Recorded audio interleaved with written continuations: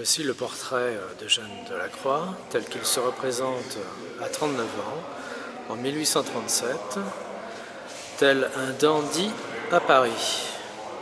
Et lorsqu'on lit le journal de Charles Baudelaire, eh bien on finit par comprendre assez rapidement qu'être dandy, c'est avoir pour profession de foi une mentalité infecte. Gustave Courbet, l'homme blessé, 1844-1854. Gustave Courbet.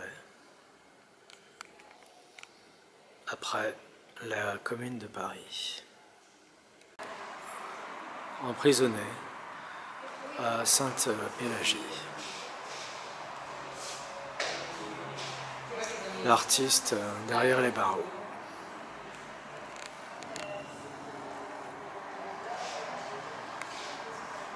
Gustave Courbet vient du Doubs, il est fier de son pays et il le peint.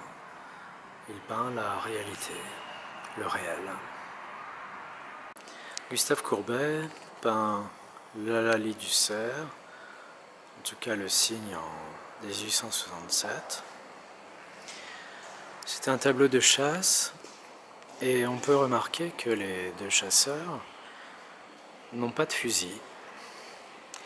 Ils n'ont pas vraiment non plus de sabre. Et ce qui laisse à penser que c'est un tableau allégorique.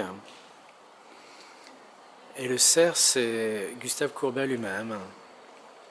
C'est l'Eulalie de Gustave Courbet. L'homme blessé indique un cartel 1844-1854. 10 ans où Gustave Courbet ne va pas obtenir de subventions publiques, qui sont contrôlées par les tenants de l'académisme de l'époque, Ingres et Eugène Delacroix. Et on peut remarquer que le cavalier de l'Eulalie du Cerf est exactement dans la même position que le cavalier des massacres de Chiots. Les massacres de Chiots du jeune Eugène Delacroix, qu'il présente au Salon en 1824. Il a 26 ans et nous y retrouvons un cavalier dans une position que va reprendre Gustave Courbet. Et le cavalier est quand même un peu plus menaçant et son sabre également est très menaçant. Dans ce tableau, on retrouve l'orpheline que Delacroix a transposée en homme. Une facétie sans doute. Eugène Delacroix a empêché Gustave Courbet toute sa vie d'avoir des subventions publiques. Eugène Delacroix qui lui vivait au crochet des subventions d'État. Les chiens, ce sont les Paris-chiens.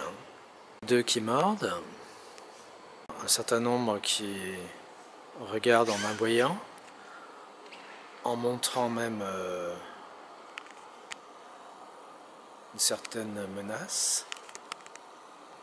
Il y en a un dans une petite mort, on peut appeler ça comme ça, et beaucoup qui regardent, dont certains se confondent avec la neige. Invisible. On peut remarquer le geste du cavalier, un geste qui aujourd'hui rappelle un geste de contentement dans les concerts hard rock, mais également un geste qu'a pu faire à plusieurs reprises George W. Bush, George Johnny Walker Bush, lorsqu'il était président des États-Unis. Un geste de contentement.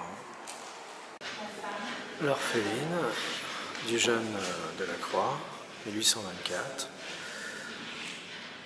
en préparation pour les massacres de Chiots, donc probablement.